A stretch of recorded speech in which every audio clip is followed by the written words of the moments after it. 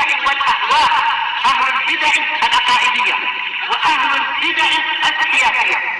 نقول بيننا وبينكم السلف، بيننا وبينكم الكتب، كان فيقول البدع بيننا وبينكم. قال الإمام النووي قال الإمام Ibnu Utsaimin rahimahullahu taala,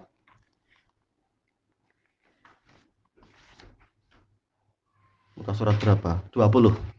Baik. Wa tanqasimul haqiqatu ila salasati aqsam. Hakikat ini terbagi menjadi 3 macam. Dan ini betul semua ini. Lughawiyatin wa syar'iyyatin wa urfiyah.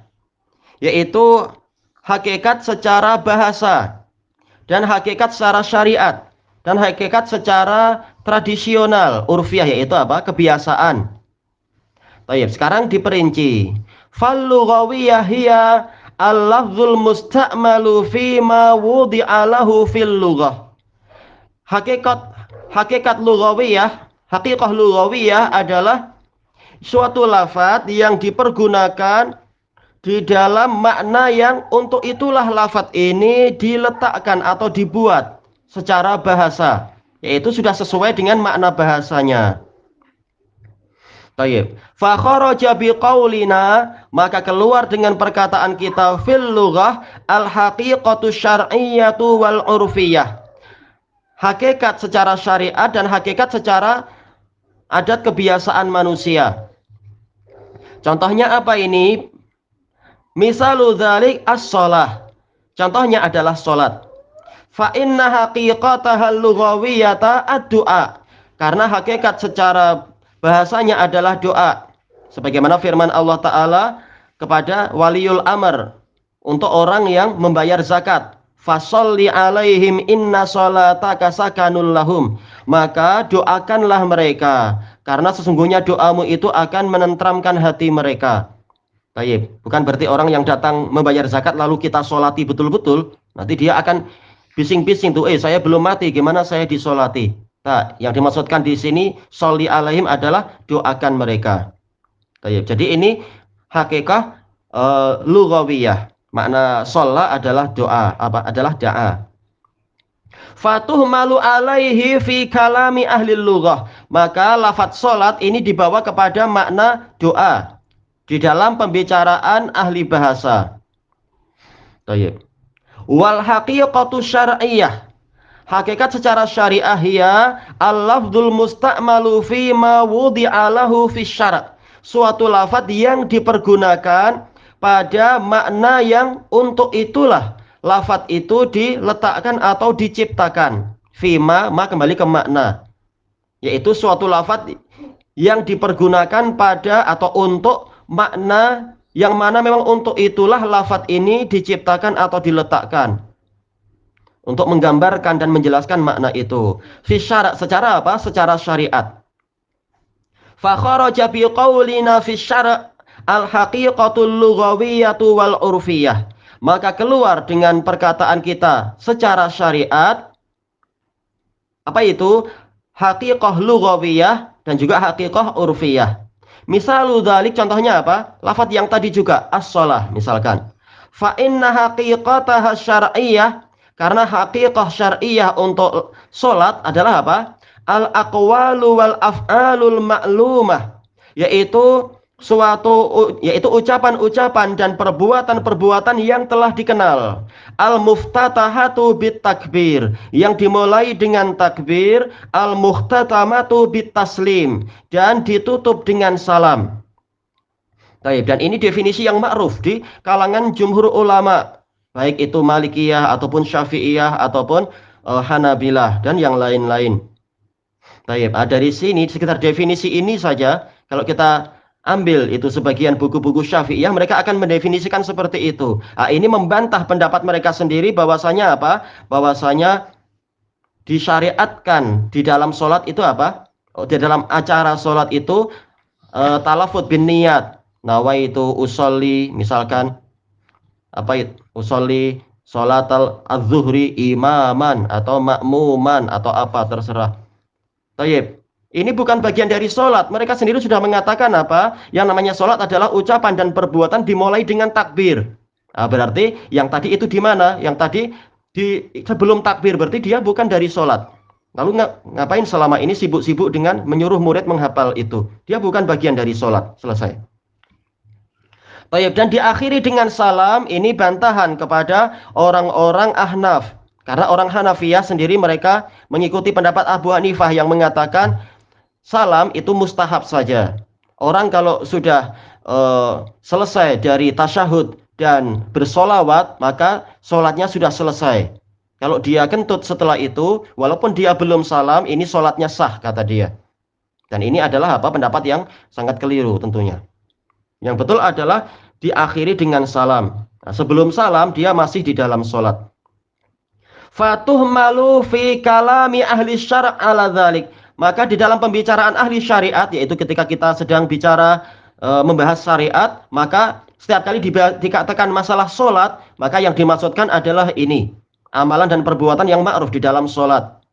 Baik. Penting untuk kita mengetahui hakikah syariah dan hakikah lughawiyah agar apa? Agar usul fikih kita itu tidak rusak. Karena boleh jadi ada sebagian orang asal-asalan membaca buku, kemudian dia bergaya jadi ahli usul fikih, kemudian dia keliru. Karena apa? Ilmunya belum cukup, belajarnya belum lengkap, belum dibimbing oleh para ulama atau para ustadz yang telah terbimbing oleh para ulama. Mungkin aja nanti ada orang tua, dia bicara kepada anaknya, "Nak, sudah sholat belum?" Anaknya sambil main game bilang, "Sudah, Bah."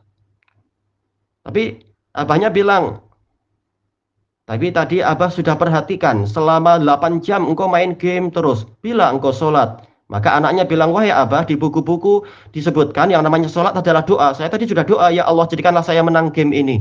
Nah, itu saya sudah sholat." Nah, itu salah. Itu usul fikih yang keliru dan fikih yang keliru. Karena sholat ketika diitlakkan, disebutkan secara umum, maksudnya adalah sholat yang dibahas dalam syariat Islam. Di dalam apa? Di dalam rukun Islam. Yaitu amalan sholat yang ma'ruf. Ada ruku, ada sujud, ada berdiri, ada duduk di antara dua sujud. Dengan zikir ini, zikir itu, dan seterusnya. Bukan maksudnya adalah doa. Jadi tidak boleh dicampur adukkan antara pembahasan secara bahasa dan secara syariat. Ketika disebutkan secara mutlak, maka hukum asalnya adalah syariat. Karena memang kita diciptakan untuk ikut syariat. Baik. Kemudian wal haqiqatul urfiyah. Sekarang hakikat yang ketiga, yaitu hakikat dari sisi tradisional atau adat istiadat, kebiasaan manusia. Wahia al-lafzul musta'malu fi ma wudi'a lahu fil uruf, yaitu suatu lafaz yang diletakkan atau suatu lafaz yang dipergunakan untuk mengungkapkan suatu makna yang memang untuk itulah lafaz itu diciptakan fil uruf, secara tradisional, secara kebiasaan. Fa kharaja biqaulina, maka keluar dengan perkataan kita fil uruf, secara tradisional atau secara adat istiadat, secara kebiasaan, al haqiqatul lughawiyyatu wasyar'iyyah, hakikat lughawiyah dan hakikat syar'iyah. Baik, contohnya apa ini? Misalu dzalik ad-dabbah. Contohnya adalah lafaz dabbah. Fa inna haqiqatahal urfiyah, karena hakikat dia secara tradisi manusia, tentunya ini dalam manusia dari kalangan orang Arab, karena dabbah ini bahasa Arab. Zatul arba'i minal hayawan, binatang yang berkaki 4. Fatuh malu alaihi fi kalami ahlil uruf, maka dibawa ke situ, dibawa kepada binatang yang berkaki 4, lafaz dabbah ini di dalam pembicaraan ahlil uruf, orang-orang yang yang sedang mengikuti tradisi atau uruf, kebiasaan. Dan ini penting kalau kita jadi hakim misalkan, baik itu hakim secara rasmi ataupun kita jadi hakim yang dipilih oleh sebagian tetangga. Tahu-tahu kita dipanggil, abang, ini kami sedang ada perselisihan, abang kan sudah mengaji, tolong ini dibahas ini. Baik, misalkan karena dulu waktu anak di Son'a pun tahu-tahu orang-orang di pasar pun memanggil kita karena melihat bahwasanya kita adalah para penuntut ilmu, lebih dipandang lebih belajar daripada mereka. Nah, terjadi yang seperti itu. Nah, sekarang contohnya dabah. Mungkin apa? Ada tetangga yang pertama, mungkin si Zaid. Dia mengatakan, saya suruh si Amr ini, saya kasih dia uang. Saya mengatakan pada dia, ini ada uang 1000, mungkin apa? Anggap aja 1000 rial. Saya sudah bilang ke dia, saya maksudnya adalah membeli kambing. Saya sudah bilang ini 1000 rial untuk beli kambing. Kalau ada sisa, maka Anda boleh beli lollipop misalkan.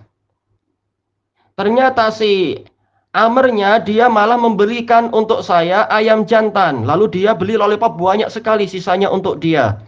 Padahal bukan itu maksud saya. Baik. Kemudian maka jangan kita langsung menyalahkan orang yang kedua. Kita tanya dulu pada dia dalam case seperti ini. Apa betul dia menyuruh Anda membeli kambing, lalu sisa duitnya itu untuk Anda beli lollipop? Dia mengatakan, oh bukan gitu kisahnya Pak Qadi. Tapi kisahnya adalah dia tidak mengatakan beli kambing, tapi beli dabah. Nah nanti sisanya boleh untuk saya beli lollipop untuk saya sendiri. Baik.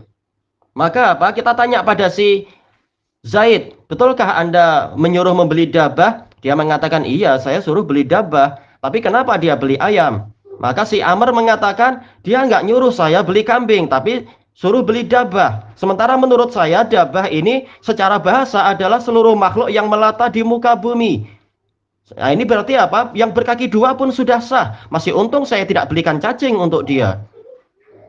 Maka kita katakan kepada dia, betul, secara bahasa dabah itu juga semuanya. Saya juga dabah, demikian pula ayam dabah, kambing juga dabah, demikian pula cacing juga dabah. Tetapi sekarang kalian transaksinya adalah transaksi keduniaan, maka yang berlaku adalah uruf, yaitu tradisinya di situ bagaimana. Sekarang Anda wahai si Amr, Anda memang orang dari Andalus, sementara sekarang Anda di Son'a dan Anda dapat amanah dari orang Son'a. Orang Son'a mengatakan dabah ini menurut tradisi mereka adalah makhluk berkaki 4. Nah, harusnya Anda belikan minimalnya adalah apa? Kambing. Baik, ini secara biasanya tentunya, walaupun mungkin aja dia tidak membelikan kucing, nah, alhamdulillah. Tapi biasanya maksudnya adalah kambing. Jadi kalau terjadi perselisihan seperti itu, hakim akan memenangkan hakikat urfiyah di situ. Kalau memang tradisinya orang Son'a adalah dabah adalah kambing, maka apa? Yang betul perintahnya tadi adalah kambing. Berarti si Amr harus membayar ganti rugi. Walaupun menurut tradisi si Amr yaitu di Andalus boleh jadi itu adalah apa? Adalah ayam pun boleh karena di sana tradisinya lebih bebas. Karena Andalus asalnya bukan orang Arab sehingga boleh jadi mereka mengatakan dabah ini terserah mau kaki berapa, kaki 1 atau kaki 1000 atau tanpa kaki semuanya masuk di situ. Tapi wahai Amr, Anda sekarang di daerah yang urufnya tradisinya adalah dabah adalah berkaki 4. Jadi Anda keliru dan Anda harus membayar ganti rugi atas kekeliruan tadi. Nah ini penting di dalam masalah yang seperti ini. Lihat tradisi di wilayah tersebut. Ini terkait dengan bahasa Arab dan juga terkait dengan bahasa-bahasa yang lain. Boleh jadi di antara negeri itu ada perbezaan. Menurut negeri ini yang dimaksudkan adalah mungkin apa seluar. Untuk negeri yang sana yang dimaksudkan lafadz ini adalah ular. Nah, bagaimana kita memahami itu? Lihat, yang bicara itu orang dari mana dan tradisinya macam apa. Sehingga kita paham apa yang dia inginkan dan apa yang sebenarnya menjadi maksud dia dan seterusnya. Tayyib, ilahuna wallahu a'lam.